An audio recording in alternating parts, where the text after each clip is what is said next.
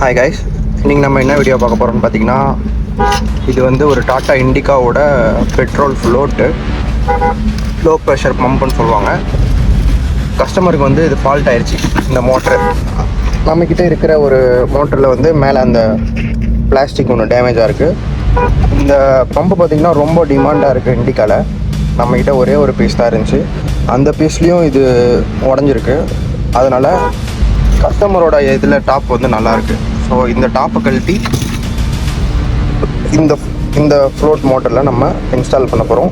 Install பண்ணிட்டு அதை பக்காவாக ஒர்க் ஆகுதான்னு செக் பண்ணி நம்ம கஸ்டமருக்கு டெலிவரி பண்ண போகிறோம்.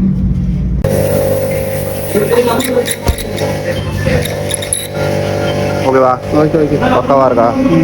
சரி, ஓகே.